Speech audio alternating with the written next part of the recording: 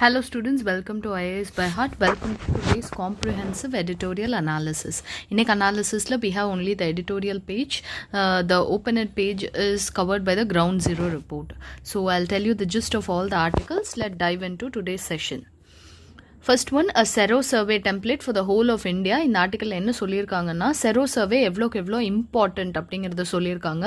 ரீசெண்டாக Ahmedabad municipal corporation இந்த மாதிரி ரெகுலராக சர்வேஸ் எடுத்ததுனால they were able to control, அவங்களுக்கு ஒரு bird's eye view of the situation கிடைச்சிது அப்படிங்கிறதெல்லாம் இந்த ஆர்டிக்கலில் சொல்லியிருக்காங்க. Why do we need it அப்படிங்கிறத சொல்கிறாங்க. நமக்கு செரோ சர்வேனா என்னன்னு தெரிஞ்சிருக்கணும். ஒரு பிளட் சீரம், ஒரு பேஷண்ட்டோட பிளட் சீரம்லேருந்து அவங்களுக்கு என்னென்ன ஆன்டிபாடிஸ் இருக்குது, எதுலெல்லாம் அஃபெக்ட் ஆகிருக்காங்க, இதெல்லாம் கண்டுபிடிக்கிறது தான் sero survey. Okay, so why is it important? And இந்த மாதிரி வேரியஸ் சிட்டிஸ்லேருந்து எடுக்கும்போது நமக்கு ஏதாவது ஒரு அவுட் பிரேக் வருது, இல்லை புது வேரியண்ட் வந்திருக்கு அப்படின்னாலும் நமக்கு அது ரொம்ப ஈஸியாக தெரிஞ்சிடும். அதுவும் இல்லாமல் இந்த செரோ சர்வேல நிறைய அட்வான்டேஜஸ் இருக்குது. ஃபார் எக்ஸாம்பிள், ஒரு டெஸ்ட்டே 500 rupees தான். So 25 lakh to test 5,000 people. So இது வந்து ஒரு கவர்மெண்ட்டுக்கு ரொம்ப கம்மியான செலவு. அட் த சேம் டைம் நமக்கு நிறைய டேட்டாவும் கிடைக்குது, நமக்கு தேவையான டேட்டாவுமே கிடைக்குது.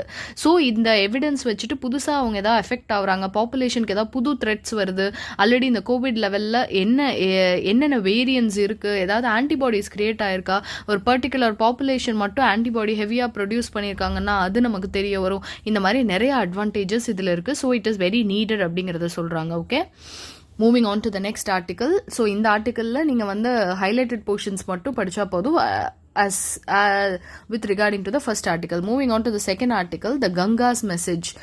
இந்த ஆர்டிக்கல் ஆக்சுவலாக நமக்கு ரொம்ப இம்பார்ட்டண்ட்டான ஒரு விஷயம். நம்ம வந்து என்னதான் ஸ்வச் பாரத் ரொம்ப ஃபேமஸான ஒரு கவர்மெண்ட் ஸ்கீம் சொல்லுங்கன்னா நமக்கு ஃபர்ஸ்ட்டு தோன்றது ஸ்வச் பாரத் மிஷன். அப்புறம் செகண்டு ரொம்ப நிறைய ஃபண்ட்ஸ் அலோகேட் பண்ண நமாமி கங்கை மிஷன். இது ரெண்டையுமே வச்சு கூட இன்னமுமே கங்கா இஸ் ஸ்டில் பொல்யூட்டட் அப்படிங்கிறது தான் இந்த ஆர்டிக்கலோட gist. Ganga might have stood witness to many stages of Indian civilisation. Because அந்த காலத்தில் அலகாபாத்துக்கு ஏன் அவ்வளோ ஒரு காம்படிஷன் இருந்தது அமங் ரூலர்ஸ்னா, பிகாஸ் இட் இஸ் இந்த confluence of two great rivers which is Ganga and Yamuna. So இந்த ரிவர்ஸோட கான்ஃப்ளூயன்ஸில் இருக்கிறதுனால தான் அது ரொம்ப இம்பார்ட்டன்ட். அதுக்காக தான் அதுக்கு அவ்வளோ சண்டை இருந்தது. எல்லா சிவிலைசேஷனுமே ஏதாவது ஒரு ரிவரோட கரையில் தான் ஆரம்பிச்சிருக்கோம். Be it Mesopotamian on river Nile or the Indus valley civilization for Indus river. இந்த மாதிரி எல்லாத்துக்குமே ரிவர் அவ்வளோ important. It is a very important source, but in recent decades it has become a conduit for sewage, solid waste, industrial effluents and other pollutants. இப்ப கங்கா இருக்க நிலைமை என்னன்னு நம்மளே வந்து நிறைய நியூஸ்ல பார்த்திருப்போம். how Varanasi is disposing its dead bodies, அதெல்லாமே பார்த்திருக்கணும். இப்ப ரீசெண்டா ஒரு NGO வந்து ஒரு ஸ்டடி நடத்தியிருக்காங்க. அதில் என்ன நமக்கு முக்கியமாக தெரிய வருதுன்னா, மைக்ரோ பிளாஸ்டிக்ஸ் இந்த river with the highest concentration in Varanasi and Kanpur followed by Haridwar. So நம்ம கவர்மெண்ட் எதுக்கு இவ்வளோ எஃபர்ட் எடுத்ததோ, அந்த நமாமி கங்கை ப்ரோக்ராமாக இருக்கட்டும், இல்லை கிளீன் கங்கா மிஷனாக இருக்கட்டும், அதுக்குன்னு தனியாக ஒரு ஜல் மினிஸ்ட்ரியே ஓப்பன் பண்ணாங்க. Even then it is not, நம்ம எதிர்பார்த்த ப்ராக்ரஸ் கொஞ்சம் கூட வரல. மைக்ரோ பிளாஸ்டிக்ஸுங்கிறது தான் இப்போ இருக்க ரீசெண்டான ரொம்ப பெரிய ஒரு த்ரெட். ஓகேயா, it is made up of plastic, face washes, அப்புறம் குட்டி குட்டி பீட்ஸ், இதில் இருக்கிற ஒரு விஷயம். கங்கால அது ரொம்ப ஹையஸ்ட் கான்சென்ட்ரேஷன்ல வாரணாசியில தான் இருக்கு. ஆனா வாரணாசியில தான் ஹோலி கேஞ்சஸ்ங்கிறது, அப்புறம் வந்து நம்ம 12 years ஒன்ஸ் நடக்கிற அந்த மகா கும்ப மேளா, இது எல்லாம் அங்கதான் நடக்குது. எங்க ஒரு ரிவரை வந்து அட்மோஸ்ட் பியூரா நினைக்கிறாங்களோ, எங்க அதை பயங்கரமா வர்ஷிப் பண்றாங்களோ, அங்கதான் அது பயங்கர பொல்யூட்டடா இருக்கு. Can you see the irony and the paradox in this? So, it is an alarming presence of plastic filaments, fibers, fragments in two places. Microbeads with their composition pointing to both industrial and secondary broken down plastics from articles of everyday use. நம்ம dispose பண்ணுறது எல்லாம் அதில் தான் போகுது. பீப்புளுக்கு இன்னும் ஒரு discipline form ஆகல, கவர்மெண்ட்டுமே இன்னும் ஒரு சொல்யூஷன் கண்டுபிடிக்கல. இந்த மாதிரி நிறைய ப்ராப்ளம்ஸ் இருக்கு. These range from tires, clothing, food packaging, bags, cosmetics with microbeads, garland covers and other municipal waste. So, ரிவரை வந்து ஒரு சோர்ஸ் ஆஃப் ட்ரிங்கிங் வாட்டராக பார்க்காம சோர்ஸ் ஆஃப் டிஸ்போசல் ஆஃப் வேஸ்ட்டாக பார்க்குறோம் நம்ம. The finding of significant levels of micro plastic invisible to the naked eye at below 300 micrometers to 5 millimeters in the country's holiest river calls into question the program of two highlighted, அதாவது ரொம்ப well funded mission. ஒன்று வந்து ஸ்வச் பாரத், அதாவது solid வேஸ்ட்டுக்காக stop பண்ணணும், waste disposal அந்த discipline மக்களுக்கு வரணும்னு ஆரம்பிச்சது.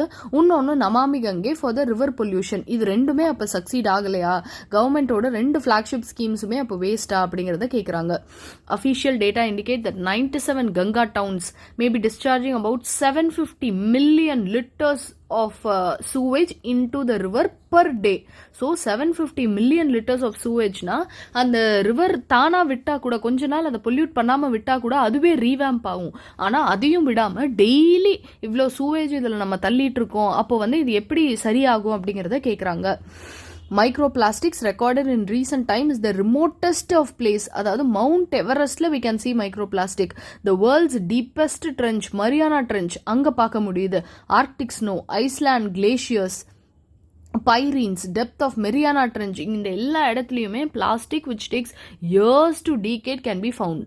This pose a hazard as plastic production outpaces the ability to collect and manage waste. அதாவது ஒரு நாளைக்கு இப்போ வந்து ஒரு எக்ஸாம்பிளுக்கு சொல்கிறேன், ஒரு 1000 tons ஆஃப் பிளாஸ்டிக் ப்ரொடியூஸ் பண்ணுறாங்கன்னா கவர்மெண்ட்டால் ஒரு நாளைக்கு 1 ton தான் அதை ட்ரீட் பண்ண முடியுது. ஸோ இந்த பேஸில் போனால் எப்போ நம்ம மேனேஜ்மெண்ட், எப்போ வந்து நம்ம அந்த ப்ரொடக்ஷனையும் மேனேஜ்மெண்ட்டையும் எப்போ மேட்ச் பண்ணுறோமோ அப்போ தான் நம்மளால் ஓரளவுக்கு இதை கன்சர்வாவது பண்ண முடியும்.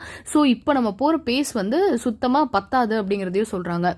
Successive governments issued waste management rules but drop the ball on implementation. So rules நம்ம கரெக்டாக தான் போடுறோம், ஆனால் அதை இம்ப்ளிமெண்ட் பண்ண வரும்போது நம்ம அதை கரெக்டாக பண்ணுறதில்ல.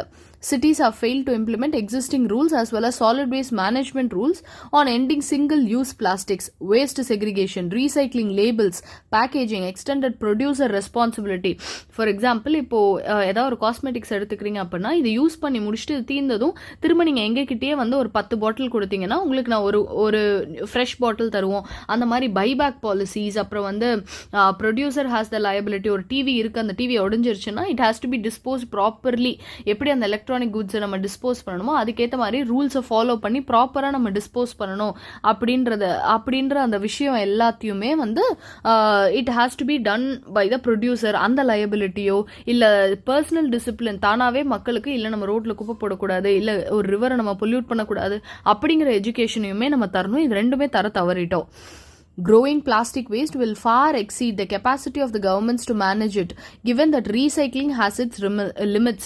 ஒரு நாளைக்கு நம்ம இவ்வளோதான் ரீசைக்கிள் பண்ண முடியும். ஆனால் ப்ரொடக்ஷன் எவ்வளவோ போயிட்டுருக்கு, ஆல் ஓவர் இந்தியா ப்ரொடக்ஷன் நடக்குது. ஆனால் ரீசைக்ளிங் அந்தந்த பிளான்ட்ஸ் சில ஏரியாவில் மட்டும்தான் அதுக்கான யூனிட்ஸ் இருக்குது, எஃபிஷியண்ட்டாக வேலை பார்க்குறது அதெல்லாம் இருக்குது. Swachh Bharat therefore must mean not merely keeping waste out of sight. அதாவது கண்ணுக்கு தெரிகிற தூரத்தில் மட்டும் இப்போ இந்த தெருவில் குப்பை இருக்கக்கூடாது அப்படின்னா ஸ்வச் பாரத்னு அர்த்தம் கிடையாது. அந்த குப்பை ப்ராப்பராக டிஸ்போஸ் ஆகுதா, அது போய் கரெக்டான இடத்துல சேருதா, அது ப்ராப்பராக ரீசைக்கிள் ஆகுதா, ரீசைக்கிள் ஆகாத வேஸ்ட்டை வந்து தேவையில்லாமல் டம்ப் பண்ணாமல் அதுக்கு வேற ஏதாவது வழி பார்க்குறாங்களா, அதுலேருந்து ஏதாவது ஒரு என்ன சொல்கிறது, இப்போது டம்ப் யார்டுன்னு அதை ஒரு சிட்டியவே நம்ம ஒரு சிட்டியில் ஒரு இம்பார்ட்டன்ட் ஸ்பேஸை நம்ம டெசிக்னேட் பண்ணாமல் வேற ஏதாவது இனோவேட்டிவ் மெத்தட்ஸ் யூஸ் பண்ணுறோமா, இது எல்லாமே ஸ்வச் பாரத்தில் வரும். achieved through costly dumping contracts but sharply reduced generation, full segregation and recycling. So கண்ணுக்கு தெரியிற இடத்துல மட்டும் க்ளீனாக வச்சுக்கிறது ஸ்வச் பாரத் கிடையாது. Plastic waste around the world is threatening the food web. The crisis demands a new global treaty modeled on Montreal Protocol. எப்படி நம்ம ozone டெப்ளீஷனுக்கு ஒரு ட்ரீட்டி வச்சோமோ அந்த மாதிரி இன்டர்நேஷ்னல் லெவலில் we need a treaty for this plastic production, consumption, அப்புறம் அது single use பிளாஸ்டிக்ஸை நம்ம stop பண்ணுறது, இந்த மாதிரி எல்லாத்துக்குமே it has to be needed. And Paris Agreement. India needs to demonstrate that it is serious about clean up at home. So நம்ம எவ்வளோ சீரியஸாக இருக்கோம், இந்த ஐடியாவை இந்தியாவை ஏன் வந்து முன்ன வைக்கக்கூடாது அப்படிங்கிறதையும் கேட்குறாங்க. அடுத்து empowering nature with biocentric jurisprudence. இதில் என்ன சொல்கிறாங்கன்னா, இப்போ ரீசெண்டாக சுப்ரீம் கோர்ட் என்ன சொல்லுச்சு அப்படின்னா, great Indian bustard is critically endangered. ஆனால் it is the state bird of Rajasthan, அது மாதிரி நிறைய ஸ்டேட்ஸுக்கு இருக்குது. So it's high time that we should make sure that நம்ம வந்து பயோசென்ட்ரிக் வேல்யூஸை கான்சென்ட்ரேட் பண்ணோம் தேன் கம்பேர்ட் டு ஆந்த்ரோபோசென்ட்ரிசிசம். ஆந்த்ரோபோசென்ட்ரிசிசம்னா மனுஷன் தான் இம்பார்ட்டன்ட், அதுங்களுக்குலாம் வாய் இருக்கா, கிரேட் இண்டியன் பஸ்டர்டுக்கு வாய் இருக்கா, பேச முடியுமா, அதெல்லாம் ஒரு அஞ்சறிவு ஜீவன், அது அவ்வளோ இம்பார்ட்டன்ட் இல்லை. அந்த மாதிரி யோசிக்காம ஹியூமன்ஸ் ஆர் சுப்பீரியர் அப்படி யோசிக்காம this earth is for everybody else, be it the parasite or be it the humans. இவங்க எல்லாருக்குமே இது வந்து equal, everybody has similar right on the earth அப்படிங்கிறத நம்ம புரிஞ்சுக்கணும் அப்படிங்கிறத இந்த ஆர்டிக்கலில் சொல்லியிருக்காங்க. ரொம்ப எத்திக்கல் பெர்ஸ்பெக்டிவ்ல கொடுத்துருப்பாங்க. பயோசென்ட்ரிக் வேல்யூஸ் ஆஃப் ஈகோ ப்ரிசர்வேஷனுக்கு இம்பார்ட்டன்ஸ் தரணும். Natural environment has its own set of rights which is independent of its ability to be exploited or to be useful to human. Humans. So நேச்சரை நம்மளால் use தான் பண்ணிக்க முடியுமே தவிர நம்ம வந்து நம்மளை விட நேச்சர் பவர்ஃபுல்லுங்கிறத first we have to accept. Biocentrism often comes into conflict with the contrarian philosophy, which is anthropocentrism. It argues that all the species on earth, humans are the most significant. அதாவது நம்ம தான் முக்கியம், மற்றவங்க முக்கியம் கிடையாது, மற்றவங்கலாம் நம்ம use பண்ணிக்கிறது தான். ஃபார் எக்ஸாம்பிள் கோழியெல்லாம் இம்பார்ட்டன்ட் இல்லை, நம்ம சாப்பிட்றதுக்கு தான் அது வளர்றதே, அதுக்கு தான் ஆண்டவன் படைச்சதே, அந்த மாதிரி யோசிக்கக்கூடாது அப்படிங்கிறத சொல்கிறாங்க. So, the complication prepared by the International Union for Conservation, அதாவது IUCN list, about 34,000 species are gravely endangered and the list is ever growing. இன்னும் அது இன்க்ரீஸ் ஆகிட்டே தான் இருக்குது. புது புது ஸ்பீஷீஸ் வல்னரபிள் அந்த என்டேஞ்சர்ட்லேருந்து கிரிட்டிக்கலி என்டேஞ்சர்ட்லேருந்து எக்ஸ்டிங்க்ட் ஆகிட்டு இருக்கு. So we have to make sure that we pump up our conservation efforts அப்படிங்கிறத சொல்கிறாங்க. It is very obviously refers to humans within that territory, and its predominant aim was to give them rights, impose obligation and regulate human affairs. அதாவது நம்ம வந்து இப்போ right to life அப்படிங்கிறதுல நம்ம நிறைய rights வச்சுருக்கோம். ரைட் டு ஸ்லீப் கூட is a basic right, right to food ஒரு basic right, right to clean air clean water is a basic right. இந்த மாதிரி ஓவர் த இயர்ஸ் நம்ம ரைட் டு லைஃபுக்கு நிறைய இன்டர்பிரிட்டேஷன் கொடுத்துருக்கோம். அந்த மாதிரி why can't we have the right to have proper nature or clean nature? Ecuador became the first country in the world to recognize rights of nature in its constitution.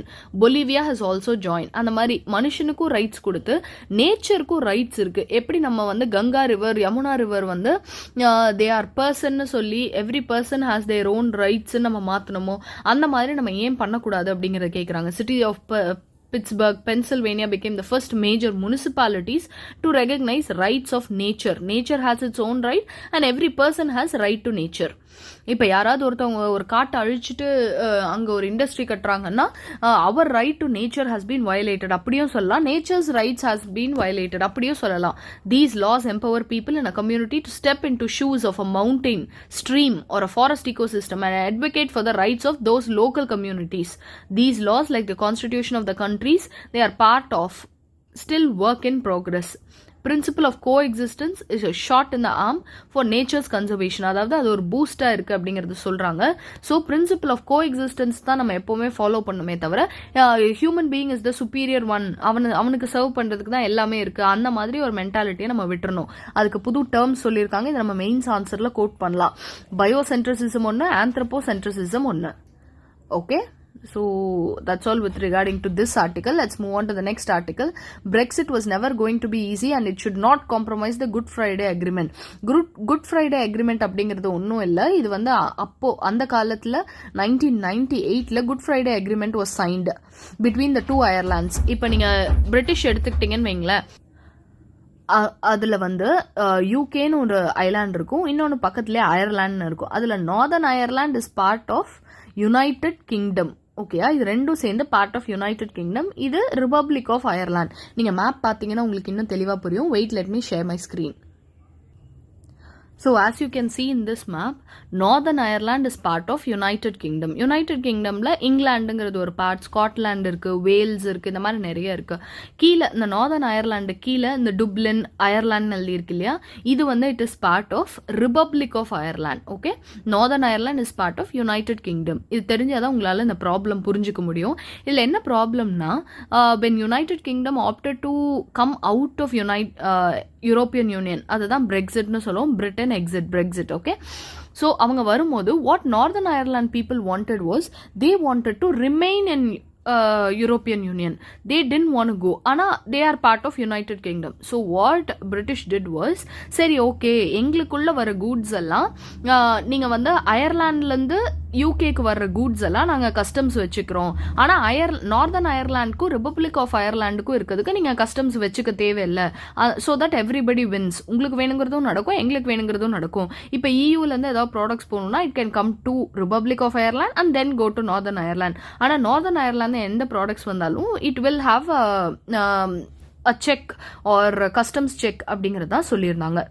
So இந்த ஆர்டிக்கலில் இப்போ என்ன சொல்கிறாங்க அப்படின்னு நம்ம பார்த்துக்கிட்டோம் அப்படின்னா, the British government's demand to renegotiate parts of Northern Ireland Protocol of Brexit agreement set the stage for another round of clashes. Brexitே வந்து சில பேர் ஒத்துக்கிட்டாங்க, சில பேர் ஒத்துக்கல. அதுக்கப்புறம் நிறைய அஃபீஷியல்ஸுக்குள்ளேயே நிறைய சேஞ்சஸ் இருந்தது மாதிரி நிறைய இருந்தது. The protocol, which was accepted by both sides to avoid physical and economic barriers between Northern Ireland, a part of UK, and Republic of Ireland, a European Union member, hampers trade inside UK. So என்ன ஆகுது அப்படின்னா ஒரு protocol accept பண்ணியிருந்தாங்க. Northern அயர்லாண்டுக்கும் Republic of அயர்லாண்டுக்கும் எதுவும் economic barriers வேண்டாம், ஆனால் Northern அயர்லாண்டுக்கும் யூகேக்கும் நடுவில் இருக்கணும் அப்படின்னு சொன்னதுனால இப்போ வந்து ட்ரேட் அஃபெக்ட் ஆகுது. ஏன்னா இப்போ நீங்கள் வந்து ஒரு யூகே சிட்டிசனாக இருக்கலாம், நீங்கள் you will be residing in இங்கிலாண்டில் இருந்துட்டு அயர்லாண்டில் பிஸ்னஸ் பண்ணுற ஒரு ஆளாக இருக்கலாம், இல்லை அயர்லாண்டில் இருந்துட்டு இங்கிலாண்டில் பிஸ்னஸ் பண்ணுற ஒரு ஆளாக இருக்கலாம். ஸோ இந்த எக்கனாமிக் பேரியர்ஸ்னால you will be getting more affected. அதுதான் இப்போ ரீசன்ட் டைமில் இது முடியுது. When Brexit agreement was signed in 2020, Mr. Johnson agreed to set up checks at the British side for goods entering Northern Ireland. Okay, so Northern Ireland kulla varno appadna they have to undergo the checks. This meant in order to avoid the economic barrier between two Ireland, Britain effectively set up one between British mainland and island of Ireland. So British mainland inga irka, Ireland இங்கே இருக்கா, so இதுதான் Northern Ireland. So northern அயர்லாண்ட்லேருந்து இங்கே வருது அந்த கூட்ஸுக்கு there will be check. Okay, so இங்கேருந்து இங்கே போகணுன்னா செக் இருக்கும், ஆனால் இவங்களுக்குள்ள அவங்க டிரான்ஸ்ஃபர் பண்ணிக்கிறதுக்கு செக் தேவையில்லை. The decision had economic and political repercussions affecting British traders every time they move goods across the Irish Sea. So இந்த அயர்லாண்டுக்கும் இந்த பிரிட்டனுக்கும் நடுவில் இருக்க இந்த இடம் தான் ஐரிஷ் சி. ஸோ ஒவ்வொரு தடவை அதை கிராஸ் பண்ணும்போது they had to face problems. Within Northern Ireland, Irish nationalists who support unification are in favor of the protocol, while the unionists do not want this protocol. அதாவது அவங்களுக்குள்ள இந்த ரெண்டு economic scenario தேவையில்லை. இந்த difficult economic and political situation now, அதாவது British prime minister is seeking a way out. The government wants all custom checks on goods entering Northern Ireland to be removed. அதாவது எதுவுமே இருக்கக்கூடாது. It has also sought to end the role of EU institutions enforcing the protocol and introduce a dual regulatory system. இதெல்லாம் இப்போ அவங்க கொடுத்திருக்க proposal எவ்வளவு தூரம் இது ஒர்க் ஆகும்னு நமக்கு தெரியாது. EU has said it remained open to practical, flexible solutions. Many had warned even before Brexit Northern Ireland would be a thorny issue. அதாவது அவங்க ஒத்துக்க மாட்டாங்க அப்படிங்கறது சொல்லிட்டே தான் இருந்தாங்க. இது வந்து அந்த 1998 குட் ஃப்ரைடே அக்ரிமெண்ட், அதாவது economic integration and soft borders between two Irelands இருக்கணும் அப்படிங்கிறது தான் அந்த குட் ஃப்ரைடே அக்ரிமெண்ட்ல இருந்த ஒரு முக்கியமான ஒரு விஷயம். ஸோ அதுவே இப்போ போயிடும், இந்த 30 years ஆஃப் ட்ரபிள்ஸ் இன்னும் கண்டினியூ தான் ஆக போகுது அப்படிங்கிறத சொல்றாங்க. If UK moves the custom checks to the border between two Ireland, it can upset the peace agreement. In the event of the absence of agreement, either party can suspend the protocol using article 16. That is the crisis would be back to square one. Brexit செல்படி ஆகாது, இல்லைனா வந்து நாங்கள் வந்து முதல்ல United கிங்டம்லேருந்தே வெளியில் போகிறோம் அப்படின்னு கூட சொல்கிறதுக்கு வாய்ப்பு இருக்கு. Both sides should realise the seriousness of the situation and be ready for talks. Any amendments to the protocol should not compromise on the condition that guarantee peace in the island of Ireland அப்படிங்கிறத சொல்கிறாங்க. So இந்த issue என்ன அப்படிங்கிறது உங்களுக்கு background தெரிஞ்சுன்னா it will be easy for you to understand. Moving on, the city of dreams, unending nightmare. இப்போ என்ன சொல்கிறாங்க அப்படின்னா, ஒரு ஸ்லம் இருக்கவங்களோட ஒரு காமன் மேன் ஒரு ஸ்லம்ல இருக்கான் அப்படின்னா அவன் லைஃப் எப்போ பாரு எவ்ரி இயர் வந்து இந்த ஃப்ளட்ஸ்னாலையும் இல்லை வந்து ஏதாவது ஒரு ப்ராப்ளம் வருதுனாலையும் எப்படி அவன் லைஃப் அஃபெக்ட் ஆகுது அப்படிங்கிறத ரொம்ப என்ன சொல்றது, ரொம்ப இமோஷ்னலாக இந்த ஆர்டிக்கலில் கொடுத்துருக்காங்க. Just read these article. நீங்கள் இதை படிக்க தான் உங்கள் வொக்காபுலரி என்ரிச் ஆகும். மற்றபடி யூபிஎஸ்சி பெர்ஸ்பெக்டிவ்ல இருக்கிறது இது ரொம்ப கம்மியான விஷயம்தான். எதுக்கு வந்து நம்ம ஸ்லம் கிளியரன்ஸ் தேவை, அவங்களுக்கு வந்து நம்ம என்ன பண்ணணும், ஏன் அவங்க வந்து இவ்வளோ கஷ்டத்துலேயும் அந்த ஸ்லம்மை விட்டு போக மாட்டேங்கிறாங்க, அவங்களுக்கு ஆசையா இல்லை வேற இடம் போகிறதுக்கு அவங்களால முடியலையா, இல்லை கவர்மெண்ட் எதுவும் ரெடி பண்ணி கொடுக்கலையா, அதெல்லாம் இதில் சொல்லியிருக்காங்க. இவ்வளோ கஷ்டப்பட்டு எதுக்கு வந்து ஒரு ஏரி மேலேயோ இல்லை குட்டை மேலேயோ இல்லை ஏன் வந்து ஒரு ஸ்லோப்பிங் ஹில் மேலே முதல்ல அந்த ஸ்லம் பீப்புள் இருக்கணும். ஏன்னா அவங்களுக்கு வேற எங்கேயும் போக வழி இல்லை, அவங்களுக்கு காசு இல்லை. இந்த பேண்டமிக்கில் அவங்களால ஃபர்ஸ்ட் அவங்கள சர்வைவல்காகவே அவங்களால ரெடி பண்ணிக்க முடியலங்கிறது தான் உண்மை. தோ அதனால கவர்மெண்ட் எவ்வளோ தான் ப்ரோக்ராம்ஸ் கொண்டு வந்தாலும் அதில் நிறையா பேர் எலிஜிபிளாக இருந்தாலும் அவங்களுக்கு அந்த ரீஹாபிலிட்டேஷன் நடக்க மாட்டேங்குது. There are various gaps between the government's proposal and what is happening அப்படிங்கிறத சொல்கிறாங்க. எல்லாரும் வரும்போதும் வந்து இந்த ஸ்லம்மை கிளியர் பண்ணி தரோன்னு தான் எங்களுக்கு வாக்கு கொடுக்குறாங்க. பட் ரியாலிட்டியில் அது நடக்கவே மாட்டேங்குது அப்படின்றத நிறையா பேர் இதில் சொல்லியிருக்காங்க. So just read this article. So இதோட நம்மளோட இம்பார்ட்டன்ட் இஷ்யூஸ் எல்லாம் முடியுது. So that's all for today's article. I hope it was useful. Tune in tomorrow for tomorrow's article. You can find this highlighted PDF in our blog. The link will be given in the description box below. So that's all for today's news. Thank you.